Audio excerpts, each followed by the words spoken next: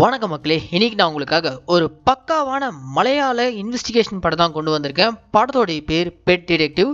இந்த படத்தோட ஒன்லைன் என்னன்னா, படத்துல வர நம்ம ஹீரோவுடைய அப்பா ஒரு டிடெக்டிவ், அப்பா மாதிரியே நம்ம ஹீரோவும் ஒரு டிடெக்டிவ் ஆஃபீஸ் வச்சிருக்காரு. ஆனா இது நாள் வரைக்கும் ஒரு கேஸ் கூட இவர் சால்வ் பண்ணதே கிடையாது. இப்படி இருக்கும்போது தான் நம்ம ஹீரோக்கு ஒரு டாக் கேஸ் வருது. இந்த மாதிரி ஒரு டாக் காணோன்ட்டு. அப்படி காணாம போன அந்த டாகை நம்ம ஹீரோ எதர்ச்சியா கண்டுபிடிக்கிறாரு. அப்படி கண்டுபிடிச்சு அந்த டாகை கொண்டு போயிட்டு அந்த டாகோடைய ஓனர் கையில கொடுத்ததும், நீ ரொம்ப பெரிய விஷயம் பண்ணிட்டப்பா, இவன் மட்டும் எங்க கைக்கு கிடைக்கலனா அவ்வளவுதான், நாங்க என்ன பண்ணிருப்போனே தெரியாது, இந்தாப்பா எங்க நாயை கண்டுபிடிச்சு கொடுத்ததுக்காக 1,00,000 ரூபா சர்வீஸ் சார்ஜ் வச்சுக்கோ அப்படின்ற மாதிரி பைசா கொடுக்க. அப்ப நம்ம ஹீரோ முடிவு பண்றான், ஓகே இதுக்கப்புறம் நம்ம சாதா டிடெக்டிவ் கிடையாது, பெட் டிடெக்டிவ். குறிப்பா செல்ல பிராணிகள் வளர்த்துட்டு இருக்கவங்க அவங்களுடைய செல்ல பிராணிகளை மிஸ் பண்ணிட்டாங்கன்னா நீங்க தாராளமா எங்களை வந்து அணுகுங்க, 2 நாள்ல உங்க செல்ல பிராணிகளை நாங்க கண்டுபிடிச்சு கொடுப்போம் அப்படின்ற மாதிரி நம்ம ஹீரோ ஒரு அட்வர்டைஸ்மெண்ட் கொடுக்க ஆரம்பிக்கிறான். இப்படி செல்ல பிராணிகளை கண்டுபிடிக்கிற டிடெக்டிவா இருக்கக்கூடிய நம்ம ஹீரோ ஒரு சின்ன பொண்ணோடைய மிஸ்ஸிங் கேஸ்ல தொடங்கி ஒரு பெரிய ஸ்மக்லிங் கும்பல் கிட்டே போய் வசமா மாட்டிக்கிறான். கடைசியா மிஸ் ஆன அந்த சின்ன பொண்ணை கண்டுபிடிச்சாரா? இதுக்கு பின்னாடி இருக்கக்கூடிய அந்த ஸ்மக்லிங் கேங் யாரு, மிஸ் ஆன அந்த சின்ன பொண்ணை வச்சு அந்த ஸ்மக்லிங் கேங்க்கு என்ன தேவைப்பட்டுச்சு, அவனுக்கு என்ன ஸ்மக்லிங் பண்ணாங்க, இது எல்லாத்தையும் நம்ம கொஞ்சம் கூட எதிர்பார்க்காத லெவல்ல ஏகப்பட்ட ட்விஸ்ட் அண்ட் டர்ன்ஸோட கலந்து கட்டி சொன்ன படம் தான் இந்த பெட் டிடெக்டிவ். சரி வாங்க இப்ப நம்ம இந்த படத்துடைய முழு கதைக்குள்ள போறதுக்கு முன்னாடி நம்ம சேனலுக்கு நீங்க புதுசா வந்திருந்தீங்கன்னா மறக்காம நம்ம தமிழ் மினி தியேட்டரை சப்ஸ்கிரைப் பண்ணிக்கோங்க. அண்ட் உங்களுக்கு இந்த வீடியோ பிடிச்சிருந்துச்சுன்னா லைக், கமெண்ட், ஷேர். லைக் பண்ணும்போது கமெண்ட் செக்ஷன்ல ஹைப்ன்ற ஒரு ஆப்ஷன் வரும். அந்த ஹைப்பையும் கிளிக் பண்ணிட்டீங்கன்னா நம்ம சேனலில் போடக்கூடிய வீடியோக்கள் வெகுஜன மக்களுக்கு போய் சேரும். ஸோ மறக்காம அந்த ஹைப்பையும் கிளிக் பண்ணிக்கோங்க. சரி வாங்க இப்போ நம்ம இந்த படத்துடைய முழு கதைக்குள்ள போவோம். படத்தோட ஓப்பனிங் சீன்லேயே 2008 மெக்சிகோல பாபிலோ எஸ்கோபாருக்கு அப்புறம் அங்க ஒரு மிகப்பெரிய ஸ்மக்லிங் சாம்ராஜ்யத்தை உருவாக்கி வச்சிருக்கிறது தான் பீட்டர் சாம்பா. இது நாள் வரைக்கும் பீட்டர் சாம்பா எப்படி இருப்பாரு, அவருடைய உருவம் எப்படி இருக்கும், இப்படி எந்த ஒரு அடையாளமும் வெளி உலகத்துக்கு தெரியாம ஒரு கோஸ்டா அந்த ஊர்ல ஒரு பெரிய சாம்ராஜ்யத்தை அவர் கட்டி ஆண்டுட்டு இருந்திருக்காரு. இப்படி இருக்கும்போது தான் ஒரு நாள் ஒரு பிசினஸ் டீலிங்காக பீட்டர் சாம்பா வெளியே வராருன்ற விஷயம் தெரிய வந்ததுமே எப்படியாச்சும் அவருடைய முகத்தை வெளியுலகத்துக்கு காட்டி ஆகணுன்றதுக்காக டிடெக்டிவ் ஜோஷ்ன்ற ஒரு நபர் கையில கேமராவோட பீட்டர் சாம்பாவோடைய டீலிங் நடக்கூடிய ஸ்பாட்டுக்கு மறைமுகமா போயிறாரு. அங்க போன இடத்துல பீட்டர் சாம்பாவோடைய கதையை முடிக்கிறதுக்காக இவங்களுடைய எதிரி கேங் போலீஸ்க்கு இன்ஃபார்ம் பண்ண ஸ்பாட்டுக்கு போலீஸ் வர ஆரம்பிச்சாங்க. சோ அந்த இடத்துல ஒரு பயங்கரமான ஷூட் அவுட் நடக்குது. அந்த ஷூட் அவுட்டுக்கு இடையிலே டிடெக்டிவ் ஜோஷ் இருக்கார்ல, அவர் வந்து பீட்டர் சாம்பாவோடைய முகத்தை போட்டோ பிடிச்சிடறாரு. அப்படி போட்டோ பிடிச்சிட்டு கமுக்கமா அங்கிருந்து எஸ்கேப் ஆகி வந்துடுறாரு. அங்க நடந்த போலீஸ் வெர்சஸ் பீட்டர் சாம்பாவோடைய அந்த கலவரத்துல பீட்டர் சாம்பா அசால்ட்டா எஸ்கேப் ஆகி வந்துடுறாரு. அப்படி எஸ்கேப் ஆகி வந்தாலும் இந்த டிடெக்டிவ் ஜோஷ்வா இருக்கார்ல, அவர் வந்து பீட்டர் சாம்பான்ற அந்த மிகப்பெரிய ஸ்மக்லர் எப்படி இருப்பார்ன்ற படத்தை ஒரு நியூஸ் சேனல் கொடுத்துறாரு. அவ்வளவுதான், நியூஸ் சேனல்காரங்க அதை அடுத்த நாள் டெலிகாஸ்ட் பண்ண. இதுக்கப்புறம் மொத்த இன்டர்போல், என்ஐஏ, இப்படி பல டிபார்ட்மெண்ட்ஸ் பீட்டர் சாம்பாவை பிடிக்கிறதுக்காக படையெடுத்து வந்துட்டு இருக்காங்க. இதுக்கு மேல இந்த நாட்டுல இருந்தா நமக்கு தான் பிரச்சனைன்ற மாதிரி பீட்டர் சாம்பா தன்னுடைய சாம்ராஜ்யத்தை இழந்துட்டு அந்த மெக்சிகோவை விட்டு இந்தியாவில் இருக்க கேரளாவில் வந்து செட்டில் ஆயிடுறாரு. அப்படின்னா தான் அங்கேருந்து தப்பிச்சு வந்தாலும் பீட்டர் சாம்பாக்குள்ள தன்னை போட்டோ எடுத்து ரிலீஸ் பண்ண அந்த டிடெக்டிவ் ஜோஷ்வா அவனுடைய கதையை முடிக்காம விட மாட்டேன் அப்படின்ற மாதிரி ஒரு பக்கம் ரிவெஞ்ச் எடுக்கிறதுக்காகவும் தான் கேரளாவுக்கு வந்து செட்டில் இருக்காரு. ஏன்னா இவரை போட்டோ எடுத்து பிரஸுக்கு ரிலீஸ் பண்ண அந்த டிடெக்டிவ் ஜோஷ்வா கேரளாவை சேர்ந்தவன்ற விஷயம் தெரிய வந்திருக்கு. ஸோ எப்படியாச்சும் அவனையும் கண்டுபிடிச்சி அவன் கதையை முடிக்கிறதுக்காக தான் அந்த பீட்டர் சாம்பா இங்க வந்திருக்காப்ல. இப்படி ஒரு பெரிய சம்பவம் பண்ணிட்டு டிடெக்டிவ் ஜோஷ்வாவும் மெக்சிகோவை விட்டு கேரளாவுக்கு வந்து தான் ஃபேமிலியோட செட்டில் ஆயிடுறாரு. இப்ப கரண்டா இந்த டிடெக்டிவ் ஜோஷ்வாக்கு ஒரு பையன் இருக்கான். அவனுடைய பேர் தான் டோனி ஜோஷ்வா. அப்பாவோட டிடெக்டிவ் ஏஜென்சியை டோட்டலா இப்ப நம்ம ஹீரோ தான் டேக் ஓவர் பண்ணி அந்த ஊர்லயே ஒரு டிடெக்டிவா வளம் வந்துட்டு இருக்கான். எஸ், இவன் தாங்க இந்த படத்தோட ஹீரோ. டிடெக்டிவ்னா சும்மா துப்பாரிவாளன் விஷால் மாதிரி இருப்பான்னு பார்த்தா நல்லா சுந்தர் சி படத்துல வர காமெடி ஹீரோ மாதிரி இருக்கான். இது நாள் வரைக்கும் ஒரு கேஸும் இவன் கைக்கு வந்ததே கிடையாது. ஏன்னா இவன் ஒரு டிடெக்டிவ்னா அந்த ஊர்க்காரங்க யாருமே இவனை ஏத்துக்கல. இப்படி இருக்கும் போதுதான் காயா கைன்னு இவனுக்கு ஒரு கேர்ள் ஃப்ரெண்ட் இருக்கா. இவங்க தான் இந்த படத்தோட ஹீரோயின். இவங்களை பார்க்கறதுக்காக நம்ம ஹீரோ அவனுடைய பிளாட்டுக்கே போயிருக்காரு. போன இடத்துல நம்ம ஹீரோயினா ஹீரோவை போட்டு கீழே கிழிக்கிறாங்க. ஏன்னா நீ பேருக்கு தாண்டா டிடெக்டிவ், இதனால வரைக்கும் ஒரு கேஸ் ஆச்சு ஹீரோயிசமா முடிச்சிருக்கியா, நீ ஒன்னுத்துக்குமே உதவாதான்டா, ஏதாவது ஹீரோ மாதிரி பண்ணு அப்படின்ற மாதிரிலாம் அந்த பொண்ணு நம்ம ஹீரோ போட்டு வாருன்னு வார. ஹீரோயின் இருக்க அதே அபார்ட்மெண்ட்ல தில்ராஜ்ன்ற ஒரு நபர் தான் மனைவியோட வாழ்ந்துட்டு இருக்காரு. இந்த தில்ராஜ்ன்ற இந்த கேரக்டர் இருக்குல்ல, இந்த படத்துல ஒரு முக்கியமான கேரக்டருங்க. இந்த தில்ராஜோடைய மனைவி இருக்காங்களே, இவங்க தில்ராஜை போட்டு டார்ச்சர் பண்ணாத நாளே கிடையாது. வீட்டுல இருக்க எல்லா வேலையுமே இந்த தில்ராஜோடைய மனைவி தில்ராஜை தான் பண்ண வைப்பாங்க. தில்ராஜோடைய மனைவி ஒரு டாக ரொம்ப நாளா வளர்த்துட்டு இருக்காங்க. அந்த நாயை குளிப்பாட்டி வருது, வாக்கிங் கூட்டு போறது, இப்படி எல்லா வேலையுமே பாவம் நம்ம தில்ராஜ் தான் பாத்துட்டு இருக்காரு. இப்படி போயிட்டு இருக்கும்போது தான் அன்னைக்கு நைட் இவங்க வீட்டோட டாக் காணோம். அவ்வளவுதான், தில்ராஜோடைய மனைவி கொந்தளிச்சிடறாங்க. அவங்க வீட்டுல அவங்க ஹஸ்பண்ட போட்டு கிழிச்சிட்டு என் டாக் எங்க போச்சு அப்படின்னு மாதிரி அவங்க ஒரு பக்கம் சண்டை போட்டுட்டு இருக்க, எதிர் பிளாட்லயே இருக்க நம்ம ஹீரோயின் சத்தத்தை கேட்டு என்னாச்சுன்னு சொல்லிட்டு போய் கேட்கும் போதுதான் இந்த மாதிரி ஒரு நாயை மிஸ் பண்ணிட்டாரு, என் நாய் இல்லைன்னா நான் உயிரோட இருக்க மாட்டேன், உன்னையும் கொண்டுருவேன் அப்படின்னு மாதிரி ஹஸ்பண்ட போட்டு டார்ச்சர் பண்ணிட்டு இருக்க, எப்படி வந்து மாட்டிக்கிட்டு இருக்கான் பாருப்பா அப்படின்ற மாதிரி தில்ராஜ் ஒரு பக்கம் நம்ம ஹீரோவை பார்த்து எமோஷனாக, உங்க டாக் எப்படி இருக்கும் போட்டோ காட்டுங்க, முடிஞ்சா நான் கண்டுபிடிச்சு கொடுக்குறேன் அப்படின்ற மாதிரி நம்ம ஹீரோ இந்த டாகோடைய போட்டோ வாங்கிட்டு வந்துடுறாரு. கட் பண்ணா அடுத்த நாள் நம்ம ஹீரோ கூடவே சுத்தக்கூடிய ஒரு க்ளோஸ் ஃப்ரெண்ட் இருக்கான். அவனுக்கு ஒரு கேர்ள் ஃப்ரெண்ட் இருக்கு. அவங்கள மீட் பண்றதுக்காக நம்ம ஹீரோ அவங்களுடைய இடத்துக்கு போனா அந்த இடத்துல தான் நேத்து நைட்டு மிஸ் ஆன இந்த தில்ராஜ் வீட்டோடைய டாக் அங்க இருக்கு. இந்த டாக் எப்படி உங்க கையில இருக்கு அப்படின்ற மாதிரி நம்ம ஹீரோ கேட்க, நேத்து நைட்டு ஃபுட் டெலிவரி பண்ணிட்டு பைக்ல ரோட்ல வந்துட்டு இருக்கும்போது ரோட் ஓரமா அந்த நாய் சுத்திட்டு இருந்துச்சு. ஓ அப்படியா, சரி ஓகே அப்படின்னு சொல்லிட்டு நம்ம ஹீரோ உடனே அந்த டாக் வாங்கிட்டு நேரா தில்ராஜ் வீட்டு காலிங் பில் அடிச்சு உங்க நாய் கிடைச்சிச்சு அப்படின்ற மாதிரி எடுத்துன்னு போய் கொடுக்க, அவ்வளவுதான் டாக பார்த்ததும் தில்ராஜோடைய மனைவி பேரானந்தத்துல துள்ளி குதிச்சுட்டு, என் நாயை கண்டுபிடிச்சவங்களுக்கு ஏதாவது பெரிய சன்மானம் கொடுத்தே ஆகணும்னு சொல்லிட்டு 1 lakh செக் போட்டு கொடுக்க, ஒரு நாய் கண்டுபிடிச்சதுக்கு 1 லட்சம் ரூபாவா அப்படின்ற மாதிரி நம்ம ஹீரோ அப்படியே அதை கமுக்கமா வாங்கிட்டு, அடடே இதுவே நல்ல பிசினஸா இருக்கே, இன்னிலிருந்து நம்ம சாதா டிடெக்டிவ் கிடையாது பெட் டிடெக்டிவ் அப்படின்ற மாதிரி இங்க இருந்து தான் நம்ம ஹீரோ ஒரு பெட் டிடெக்டிவா மாறுறாரு. இங்க போறாங்க படத்தோட டைட்டில் ஓபன் பண்ணா நம்ம ஹீரோவும் ஃப்ரெண்டும் சேர்ந்துட்டு ஊரு ஃபுல்லா பேம்ப்ளெட் அடிச்சு கொடுக்குறாங்க. இந்த மாதிரி நீங்க யாரெல்லாம் செல்ல பிராணிகள் வளர்த்துட்டு இருக்கீங்களோ, அது நாயா இருக்கட்டும், பூனையா இருக்கட்டும், ஆடா இருக்கட்டும், மாடா இருக்கட்டும், கோழியா இருக்கட்டும், எதுவா இருந்தாலும் காணாம போச்சுன்னா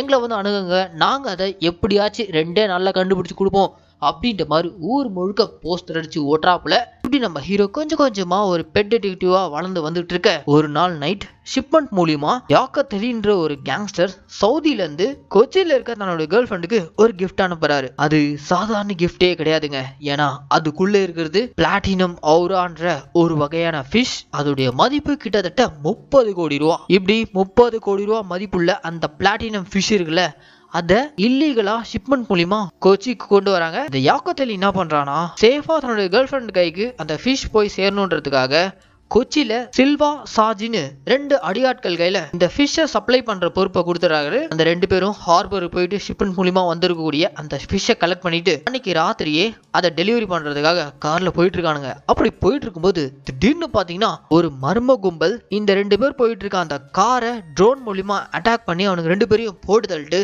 அவனுங்க கிட்ட இருக்கக்கூடிய 30 கோடி ரூபா மதிப்புள்ள அந்த பிளாட்டினம் ஃபிஷ்ஷை அடிச்சுட்டு போயிடறானுங்க. அவ்வளவுதான், இந்த விஷயம் யாக்கத் அலிக்கு தெரிஞ்சு அவரு தான் கேங்கோட சவுதியில இருந்து கொச்சிக்கு வந்துட்டு இருக்காரு. இந்த யாக்கத் அலி கேரக்டர்ல நம்ம ஜெயிலர் விநாயகம் இருக்காருல, அவர் தாங்க அந்த கேரக்டர் நடிச்சிருக்காரு. 30 கோடி ரூபா மதிப்புள்ள அந்த ஃபிஷ் சேஃபா தான் கேர்ள் ஃப்ரெண்ட் கிட்ட டெலிவரி பண்றதுக்காக அனுப்புனா நடுவுல உள்ள பூந்து எவனோ ஒருத்தன் அதை அடிச்சுட்டு போயிட்டான். அவ்வளவுதான், அந்த கொலை காண்ட்லே அவர் இப்ப கொச்சிக்கு வந்து இறங்கி ஒரு பக்கம் சர்ச் பண்ணிட்டு இருக்காரு. இந்த சம்பவம் நடந்த அடுத்த நாள் நம்ம ஹீரோயினுக்கு பர்த்டேன்றதுக்காக நம்ம ஹீரோயினை பாக்கிறதுக்காக கார் எடுத்துட்டு போயிட்டு இருக்காரு. போற வழியில இவருடைய கார் பிரேக் டவுன்ன்றதுனால ஷேர் ஆட்டோ பிடிச்சி போறாரு. அந்த ஷேர் ஆட்டோல ஸ்கூல் பசங்களெல்லாம் டிராப் பண்றதுக்காக அந்த ஆட்டோக்காரர் கூட்டு போயிட்டு இருக்காரு. அப்படி போயிட்டு இருக்க அந்த ஸ்கூல் பசங்களுக்கு மத்தியில ஒரு குட்டி பொண்ணு கையில ஒரு பாட்டில் வச்சுட்டு இருக்கா. அந்த பாட்டில ஒரே மீனா இருக்கு. இப்படி மீனும் கையுமா இருக்கக்கூடிய அந்த பொண்ணை நம்ம ஹீரோ அப்படியே பாக்குறாரு. அந்த மீனையும் நோட்டீஸ் பண்றாரு. அப்ப நம்ம ஹீரோக்கு தெரியல அது ஒரு பிளாட்டினம் ஃபிஷ், கிட்டத்தட்ட 30 கோடி ரூபா மதிப்புன்னு நம்ம ஹீரோக்கு சுத்தமா தெரியல. அது ஏதோ ஜிலேபி மீன் விட்டுறா போல. அந்த டிராவலுக்கு அப்புறம் நம்ம ஹீரோ நேரா கேர்ள் ஃப்ரெண்ட் வந்து பாக்குறாரு. ஹீரோயினுக்கு ஹீரோ மேல ஒரே கோவம், லேட்டா வந்துட்டான்ட்டு. சோ இவங்களுக்குள்ள ஒரு பிரச்சனை போயிட்டு இருக்கு. திடீர்னு நம்ம ஹீரோக்கு ஸ்டேஷன்ல இருந்து கால் வந்திருக்கு. உடனே ஏரியா இன்ஸ்பெக்டர் உன்னை பாக்கணும்னு கூப்பிடுறாரு. சோ உடனே ஸ்டேஷனுக்கு வா அப்படின்னு நம்ம ஹீரோ கூப்பிட நம்ம ஹீரோவும் நேரா ஸ்டேஷனுக்கு போயிடாரு. எதுக்காக சார் என்ன கூப்பிட்டீங்க, எனக்கு ஏகப்பட்ட வேலை இருக்குது, நான் நிறைய பேருடைய செல்ல பிராணிகள் கண்டுபிடிச்சு கொடுக்க வேண்டிய பொறுப்பு எனக்கு இருக்கு, நான் ஒரு சாதாரண ஆள் கிடையாது அப்படியெல்லாம் நம்ம ஹீரோ ஓவரா இன்ஸ்பெக்டர் கிட்டே பில்டப் கொடுக்க அடுப்பான அந்த இன்ஸ்பெக்டர், ஏம்பா நீ இந்த ஊருக்குள்ள என்ன பிசினஸ் பண்ற, இந்த மாதிரி நான் பெட் டிடெக்டிவா இருக்கேன், அப்போ இது உன்னுடைய கார்டு தானே அப்படின்ற மாதிரி ஒரு விசிட்டிங் கார்டு எடுத்து காட்ட, ஆமா இது என்னுடைய கார் தான் சார். ராத்திரி ஒரு கொடூரமான கொலை நடந்திருக்கு, அதுவும் ஹைவேல. காருக்குள்ள 2 பேர் கொடூரமா கொல்லப்பட்டிருக்காங்க. அவங்க இருந்த அந்த காருக்கு பக்கத்துல ஒரு விசிட்டிங் கார்டு கிடைச்சிச்சு. அந்த விசிட்டிங் கார்டுக்கும் அந்த கொலைக்கும் சம்பந்தம் இருக்குமா இருக்காதா அப்படின்ற மாதிரி இன்ஸ்பெக்டர் நம்ம ஹீரோவை பார்த்து கேட்க, கண்டிப்பா இருக்கு சார். இன்ஃபேக்ட் அந்த விசிட்டிங் கார்டுக்கு சொந்தக்காரனே கூட கொலைகாரனா இருக்கலாம் அப்படின்ற மாதிரி நம்ம ஹீரோ ஒரு சீரியஸான டிடெக்டிவா பேச, அப்ப நீ தான் கொலை பண்ணியா அப்படின்ற மாதிரி ஹீரோவோட விசிட்டிங் கார்டு எடுத்து காட்டுறானுங்க. ஐயோ சார், ராத்திரியால நான் எங்கேயும் வெளில போவே, நான் என் கேர்ள் ஃப்ரெண்ட் கூட இருந்தேன் அப்படின்ற மாதிரி நம்ம ஹீரோ சமாளிக்க, இங்க பாரு என்ன பண்ணியோ எங்களுக்கு தெரியாது, நேத்து நைட்டு 2 கொலை கொடூரமா நடந்திருக்கு, அதுக்கான காரணம் என்ன எங்களுக்கு தெரியாது, ஆனா அந்த கொலை நடந்த அந்த ஸ்பாட்ல எங்களுக்கு கிடைச்ச ஒரே க்ளூ உன்னுடைய விசிட்டிங் கார்டு. ஸோ நீ தான் இந்த கேஸை எங்களுக்கு சால்வ் பண்ணி கொடுக்கணும் அப்படின்ற மாதிரி போலீஸ்காரங்க நம்ம ஹீரோ பார்த்து கேட்க, இந்த கான்வர்சேஷன் நடந்துட்டு இருக்கும் போதே ஹெட்லைன்ஸ்ல இந்த மாதிரி சில மாசங்களாவே இந்த ஊரை சேர்ந்த சின்ன சின்ன குழந்தைங்க மிஸ் ஆகிக்கிட்டே இருக்காங்க, நேத்தும் ஒரு ஸ்கூல் பொண்ணு, குட்டி பொண்ணு மிஸ் ஆகியிருக்கா அப்படின்ற மாதிரி அந்த பொண்ணுடைய போட்டோ காட்டுறாங்க. அந்த நியூஸை நம்ம ஹீரோவும் பாக்குறாரு. அந்த பொண்ணு வேற யாரும் இல்ல, நேற்று ஹீரோனை பார்க்கறதுக்காக நம்ம ஹீரோ ஷேர் ஆட்டோவில் போகும்போது பின்னாடி ஸ்கூல் பசங்களுக்கு மத்தியில் ஒரு குட்டி பொண்ணு கையில் அந்த பிளாட்டினம் ஃபிஷ் பாட்டில் வச்சுருந்தாங்களே, அந்த பொண்ணு தாங்க மிஸ்ஸிங்ன்ற மாதிரி நியூஸ் ஓடிக்கிட்டு இருக்கு. அதை பார்த்து நம்ம ஹீரோக்கு தூக்கி வாரி போடுது. என்னடா இது, நேற்று தான் நம்ம இந்த பொண்ணை பார்த்தோம், இன்னைக்கு மிஸ்ஸிங்ன்ற மாதிரி நியூஸ் ஓடிட்டு இருக்கே அப்படின்ற மாதிரி ஒரு மாதிரி பரபரப்பாகிறாரு, டென்ஷன் ஆகுறாரு. அப்பவே நம்ம ஹீரோ முடிவு பண்ணிடுறாரு, மிஸ் ஆன அந்த பொண்ணை தேடி கண்டுபிடிச்சு கொடுக்கணும்னு சொல்லிட்டு இங்க இருந்து தேடுதல் வேட்டையில இறங்குறாரு. அதே ஸ்டேஷன்ல நம்ம ஹீரோவை பரம எதிரியா பார்க்கக்கூடிய ஒரு எஸ்ஐ இருக்காப்புல. இந்த எஸ்ஐக்கும் நம்ம ஹீரோக்கும் என்ன பகை இருக்குன்னா, ஸ்கூல் டேஸ்ல இருந்தே இவங்க 2 பேரும் ஒன்னா படிச்சவங்க. இன்ஃபேக்ட் நம்ம ஹீரோ, ஹீரோயின், இந்த எஸ்ஐ இவங்க 3 பேரும் சின்ன பசங்களா ஒரே ஸ்கூல்ல படிச்சுட்டு இருக்கும்போது நம்ம ஹீரோக்கு அப்பவே ஸ்கூல் படிக்கும் போதே ஹீரோயின் மேல ஒரு கண்ணு. அதே மாதிரி தான் இந்த எஸ்ஐக்கும். ஆனா இந்த எஸ்ஐ ஸ்கூல் படிக்கிற காலத்திலே ஓவரா சீன் போட்டுட்டு ரொம்ப நல்லா படிக்கிற பையனா இருக்காப்புல.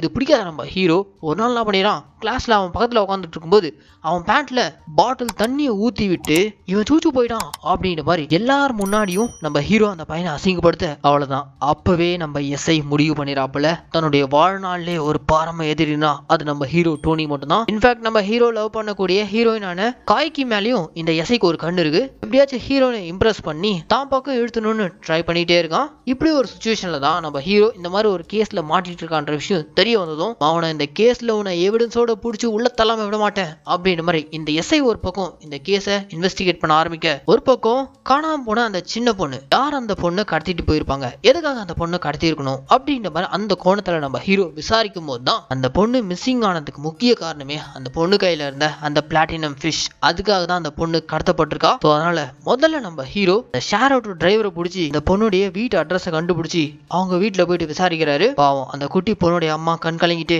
நேற்று காலையில ஸ்கூலுக்கு போன பொண்ணு எங்க வீட்டுக்கு திரும்பவே இல்லை, போலீஸ்காரங்க வராங்க, விசாரிக்கிறாங்க, போயிடுறாங்க, நீங்களாச்சும் என் பொண்ணை கண்டுபிடிச்சு கொடுப்பா அப்படின்ற மாதிரிலாம் ஹீரோ பார்த்து கேட்க, கவலையப்படாதீங்க, உங்க பொண்ணை நான் கண்டிப்பா கண்டுபிடிச்சு கொடுப்பேன் அப்படின்ற மாதிரி அந்த அம்மாக்கு ஆறுதல் சொல்லிட்டு அங்கிருந்து ஒரு ஃபுல் ஃபோர்ஸோட அந்த பொண்ணை தேடிட்டு போறாரு. அப்படி தேடிட்டு போகும்போதுதான் அந்த பொண்ணு காணாம போனதுக்கு காரணமே அந்த பொண்ணு கையில இருந்த அந்த பிளாட்டினம் ஃபிஷ். அதோடைய மதிப்பு கிட்டத்தட்ட 30 கோடி.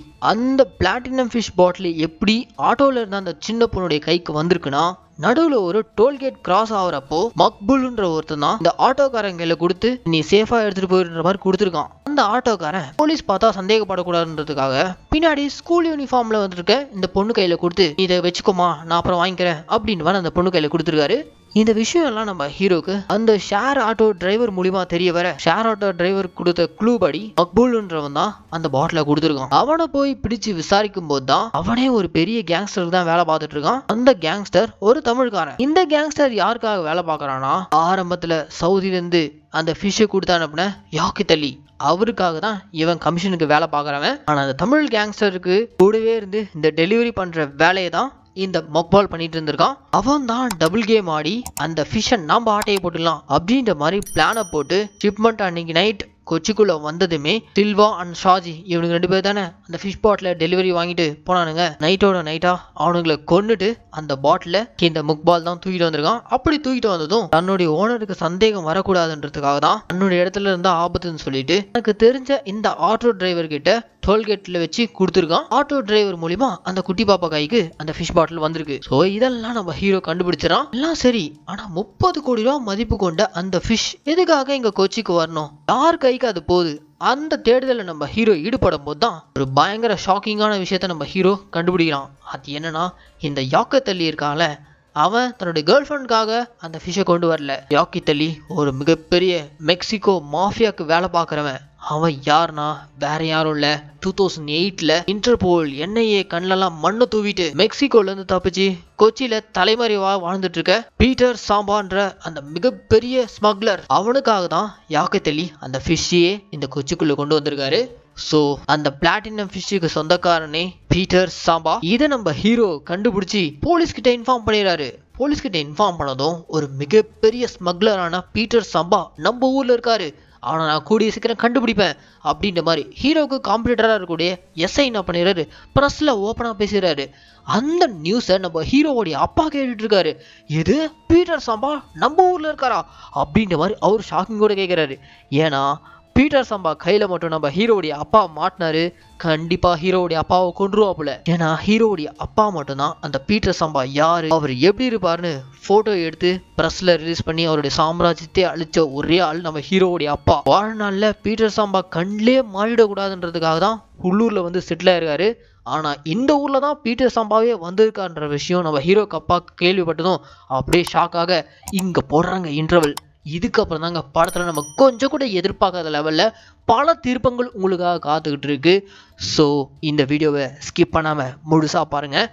இப்போ இன்டர்வலுக்கு அப்புறம் என்ன நடக்குதுன்னா, நம்ம ஹீரோவுடைய அப்பா கொலை நடுங்கி போயிருக்காரு. ஐயோ, யார்கிட்ட சிக்கிடக்கூடாதுன்னு நினைச்சோமோ அவரே இந்த ஊர்ல தான் இருக்காரா, அவர் இப்போ எத்தனை பேரை கொலை பண்ணிட்டு இருக்காரோ அப்படின்ற மாதிரிலாம் இவர் பில்டப் ஏத்த டே டைமிங்ல ஹீரோ நைஸா ஹீரோவுடைய அப்பா ரூம்குள்ள போயிட்டு அந்த பீட்டர் சாம்பா யாருன்னு கண்டுபிடிக்கிற விதமா அப்ப இவர் போட்டோ எடுத்திருப்பார்ல, அந்த போட்டோவை செக் பண்றதுக்காக தான் நம்ம ஹீரோ போயிருக்காரு. அப்படி அந்த போட்டோவை எடுத்து பார்க்கும்போது தான் இங்க தாங்க ஒரு பெரிய ட்விஸ்டே ரிவீல் ஆகுது. அந்த மிகப்பெரிய மெக்சிகன் மாஃபியாவான பீட்டர் சாம்பான்றவர் வேற யாரும் இல்லைங்க, நம்ம ஹீரோயின் குடியிருக்க அதே அப்பார்ட்மெண்ட்ல ஒய்ஃபுக்கு பயந்து வீட்டு வேலையெல்லாம் செஞ்சுக்கிட்டு அவங்க ஒய்ஃபோடைய டாகை குளிப்பாட்டிக்கிட்டு நாய் இப்போ ஒரு பாத்ரூமை கிளீன் பண்ணிட்டு அந்த நாயை வாக்கிங் கூட்டு போயிட்டு இருக்க தில்ராஜ்னு ஒரு கேரக்டரை பார்த்தோம்ல, அவர் தாங்க அந்த மெக்சிகன் மாஃபியாவே. வெளி உலகத்தை பொறுத்த வரைக்கும் பொண்டாட்டிக்கு பயந்த ஒரு சாதாரண ஹவுஸ் ஹஸ்பண்டா வீட்டு வேலையெல்லாம் செஞ்சுக்கிட்டு இருக்காப்புல. ஆனா உண்மையிலே மெக்சிகோல பெரிய பெரிய சம்பவம் எல்லாம் பண்ணிக்கிட்டு இன்னைக்கும் இன்டர்போல் NIA இப்படி பெரிய பெரிய டிபார்ட்மெண்ட்லாம் இவரை தேடிக்கிட்டு இருக்காங்க. ஆனா இங்க பொண்டாட்டிக்கு பயந்து வீட்டுல இட்லி சுடுறதுக்காக மாவாட்டிக்கிட்டு இருக்காப்புல. இது அத்தனையுமே செட்டப். எஸ், தில்ராஜ் தன்னுடைய அடையாளம் வெளியில தெரியக்கூடாதுன்றதுக்காக இப்படி ஒரு ஹவுஸ் ஹஸ்பண்ட் வேஷத்துல இந்த வீட்டுல இந்த அம்மா சொல்றதெல்லாம் கேட்டு வாழ்ந்துட்டு இருக்காப்புல. இதுல இருந்தெல்லாம் எஸ்கேப் ஆகி திரும்பவும் தன்னுடைய சாம்ராஜ்யத்தையே ரீபில்ட் பண்ணுன்றதுக்காக தான் இந்த பீட்டர் சாம்பா இங்க இருந்துகிட்டே சவுதியில இருக்க யாக்கத்தலியை கான்டாக்ட் பண்ணி அந்த பிளாட்டினம் ஃபிஷ்ஷை ஷிப்மெண்ட் மூலியமா கொச்சிக்கு கொண்டு வந்திருக்காரு. ஆனா நடுவில் அதை டிரான்ஸ்ஃபர் பண்ற அந்த இடத்துல தான் உள்ளுக்குள்ள முக்பால்ன்றவன் டபுள் கேம் ஆடி அந்த ஃபிஷ்ஷை அடிக்கணுன்றதுக்காக பக்கா பிளானை போட்டு தூக்கியிருக்கான். இதெல்லாம் தெரிஞ்சுக்கிட்ட பீட்டர் சாம்பா என்ன பண்றாருன்னா, அவர் இருக்க அந்த அப்பார்ட்மெண்ட்டோடைய செக்யூரிட்டிஸ் 2 பேரும் இவரு கீழே வேலை பார்க்குறவங்க, இவர் வீட்டுக்குள்ளேயே சீக்கிரட்டா ஒரு கம்யூனிகேஷன் டிவைஸே வச்சிருக்காரு. அதை யூஸ் பண்ணி யாக்கத்தல்லியை கான்டாக்ட் பண்ணி உடனே என்ன வந்து பாரு அப்படின்ற மாதிரி யாக்கத்தல்லியை கூப்பிடுறாரு. யாக்கத்தல்லி கூட அந்த அப்பார்ட்மெண்ட்லயே ஒரு மீட்டிங் அரேஞ்ச் பண்ணிருக்காங்க. ஒருவேளை காணாம போன அந்த சின்ன பொண்ணு இந்த கேங் தான் அந்த ஃபிஷ்ஷுக்காக பிடிச்சி வச்சிருப்பாங்கன்னு சொல்லிட்டு நம்ம ஹீரோயினுக்கு கால் பண்ணி இந்த ஊர்ல நடந்துட்டு இருக்க எல்லா குழப்பத்துக்கு காரணமே உன் வீட்டு எதிர் வீட்டுல இருக்க பொண்டாட்டிக்கு பயந்து இவ்வளவு நாள் நம்மளை ஏமாத்திக்கிட்டு இருக்க தில்ராஜ் அங்கிள் தான். அந்த ஆள் சாதாரண ஆள் கிடையாது, மிகப்பெரிய மெக்சிகன் மாஃபியா. இன்ஃபேக்ட் எங்க அப்பாவே அந்த ஆளுக்கு பயந்து போய் தான் இந்த ஊர்ல வந்து செட்டில் ஆயிருக்காப்புல. அவருடைய ஒரிஜினல் நேம் பீட்டர் சாம்பா. அவங்களுடைய நடவடிக்கையை மட்டும் எனக்கு பார்த்து சொல்லு அப்படின்ற மாதிரிலாம் ஹீரோனுக்கு கால் பண்ணி இன்ஃபார்ம் பண்ணியிருப்பாரு. ஹீரோனும் அப்படி செக் பண்ணி பார்க்கும்போது ஆமா நீ சொல்றது கரெக்ட் தான், இங்க ஏதோ சஸ்பீஷியஸா நடந்துட்டு இருக்கு, யாக்கத்தலின்றவன் இங்க ஒருத்தன் வந்திருக்கான் அப்படின்ற மாதிரிலாம் ஹீரோன் பார்த்து சொல்ல உடனே நம்ம ஹீரோ கிளம்பி அந்த அப்பார்ட்மெண்ட்டுக்கு வராரு. அப்படி அந்த அப்பார்ட்மெண்ட்டுக்கு வந்த இடத்துல இங்கதான் நம்ம ஹீரோக்கு ஒரு விஷயம் ரிவீல் ஆகுது. ஆக்சுவலா அந்த சின்ன பொண்ணும் பிளாட்டினம் ஃபிஷ் கூடிய அந்த பாட்டிலும் இன்னும் அந்த பீட்டர் சாம்பா யாக்கத்தேலி இவனுக்கு 2 பேரோட கைக்கு கிடைக்கல. அதுக்காக தான் இவனுக்கு மீட்டிங் அரேஞ்ச் பண்ணி இவங்களுக்கு இடையில இவங்களுக்கு வேலை பார்த்தா அந்த முக்பால் கூட்டு வந்து டார்ச்சர் பண்ணி அந்த ஃபிஷ் பாட்டில் எங்கடா இருக்கு அப்படின்ற மாதிரி கேட்டுட்டு இருக்கானுங்க. இந்த இடத்துல ஹீரோக்கு ஒரு விஷயம் ரிவீல் ஆகுது. ஓகே, அந்த சின்ன பொண்ணு இப்ப இவனுக்கு கையில இல்ல, அந்த பொண்ணு எங்க இருப்பா அப்படின்ற மாதிரி யோசிச்சுட்டு இருக்கும்போது தான் அதே அபார்ட்மெண்ட்ல ஒரு ரூம்ல மட்டும் 2 பேர் சஸ்பீஷியஸா என்னவோ மறைஞ்சிருந்து பண்ணிட்டு இருக்கானுங்க. என்னன்னு சொல்லிட்டு அந்த ரூம்குள்ள போய் பார்த்தா 2 டெலிவரி பாய்ஸ் அவனுங்க பிடியில தான் இந்த சின்ன பாப்பா இருந்திருக்கா. எஸ், அன்னைக்கு ஆட்டோல இருந்து இந்த பாப்பா வீட்டு நோக்கி போயிட்டு இருக்கும்போது டெலிவரி பாய்ஸ் 2 பேர் தான் அந்த பொண்ணை கடத்திருக்கானுங்க. ஏன்னா அந்த டெலிவரி பாய்ஸ்க்கு இந்த பாப்பா கையில இருக்கக்கூடிய அந்த பிளாட்டினம் ஃபிஷ் பத்தி தெரிஞ்சிருக்கு. அதுவும் இந்த முக்பால் மூலியமா தான் தெரிஞ்சிருக்கு. முக்பாலை கழட்டி விட்டு இவனுங்க அதை மொத்தமா ஆட்டையை போட்டலான்ற மாதிரி தான் அந்த பாப்பா கடத்திட்டு வந்திருக்கானுங்க. ஸோ பாப்பா இப்போ இவனுக்கு பிடியில அதே அபார்ட்மெண்ட்ல ஒரு ஃபிளாட்ல தான் இருக்கு. அதை நம்ம ஹீரோ கண்டுபிடிச்சதும் அந்த பாப்பா கையில இருக்கக்கூடிய ஃபிஷ் பாட்டில் ரெண்டுத்தையும் காப்பாத்துறதுக்காக கிட்ட போறாரு. ஆனா அதுக்குள்ள அந்த இடத்துல யாக்கத் அலியோட ஆட்கள் பாத்துறானுங்க. அவனுங்க வேகமா ஓடி வந்து ஹீரோ கையில இருக்கக்கூடிய அந்த ஃபிஷ் பாட்டில பிடிக்கிறதுக்காக வரானுங்க. ஆனா அவனுங்களால வாங்க முடியல. ஹீரோ அசால்ட்டா அந்த ஃபிஷ் பாட்டில் எடுத்து எஸ்கேப் ஆயிடுறாரு. ஆனா இவர் காப்பாகணும்னு நினைச்சா அந்த குட்டி பொண்ணு திரும்ப அவனுங்க பிடியிலேயே மாட்டிக்கிறாங்க. இதுல என்ன சோகனா, நம்ம ஹீரோயின் இருக்காங்களே அவங்களையும் பீட்டர் சாம்பா, யாக்கத் அலி இந்த 2 கேங்கும் சேர்ந்துக்கிட்டு அந்த சின்ன பொண்ணு ஹீரோயின் இப்படி 2 பேரையும் கடத்தி கொண்டு போயிடானுங்க. அப்படி கடத்தி கொண்டு போயிட்டு நல்லா 80s 90s பழைய காலத்து வில்லன்ஸ் மாதிரி ஹீரோக்கு கால் பண்ணி, நாங்க சொல்ற லொகேஷனுக்கு அந்த பிளாட்டினம் ஃபிஷ் பாட்டிலோட வந்தா உன்னுடைய கேர்ள் ஃப்ரெண்டும் அந்த சின்ன பொண்ணு உயிரோட தப்பிப்பாங்க. அப்படி நீ வரல 2 பேரும் நாங்க கொண்டு போட்டு போயிடுவோம் அப்படின்ற மாதிரி மிரட்ட, உடனே நம்ம ஹீரோ அவனுங்க சொன்ன லொகேஷனுக்கு அந்த ஃபிஷ் பாட்டிலோட ஹீரோயினையும் அந்த பாப்பாவையும் காப்பாற்றுறதுக்காக கிளம்பி போயிருக்காரு. போனா அது என்ன லொகேஷன்னா ஒண்டர்லா தீம் பார்க்கு.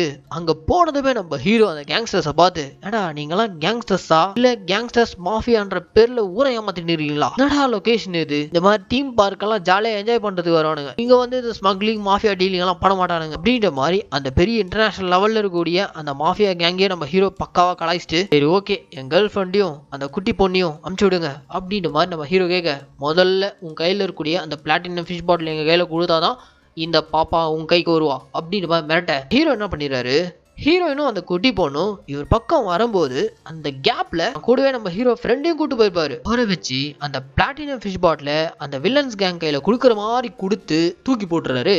அசால்ட்டா அவர் போய் கேட்ச் பிடிச்சி ரோலர் கோஸ்டர்ல ஏறிறாப்புல. முன்னாடியே இந்த பீட்டர் சாம்பாவுடைய கேங்கும் யாக்கத் அலி கேங்கும் ஹீரோடைய ஃப்ரெண்டை துரத்திட்டு போக, நம்ம ஹீரோடைய ஃப்ரெண்ட் அந்த கேங் துரத்திட்டு வராங்க தெரிஞ்சதும் அவர் கையில இருக்கக்கூடிய அந்த ஃபிஷ் பாட்டில தூக்கி திரும்ப நம்ம ஹீரோ கையில தூக்கி அடிக்க, இப்படியே இந்த சேசிங் ஒரு மாதிரி 1/4 மணி நேரத்துக்கு ஃபன்னா போக, கடைசியில அந்த பிளாட்டினம் ஃபிஷ் பாட்டில் இவனுங்க தூக்கி தூக்கி பாஸ் பண்ணி விளையாடிட்டு இருக்கும்போது கடைசியில அதே சின்ன பொண்ணு கைக்கு வர வில்லன் கேங்ல இருந்த ஒருத்தன் அந்த பொண்ணை தூக்கி ஸ்விம்மிங் பூலுக்குள்ள போட்டுறான். உடனே நம்ம ஹீரோ ஸ்விம்மிங் பூலுக்குள்ள குதிச்சு அந்த குட்டி பொண்ணையும் பிளாட்டினம் ஃபிஷ் பாட்டிலையும் கையோடு எடுத்துட்டு வராப்புல.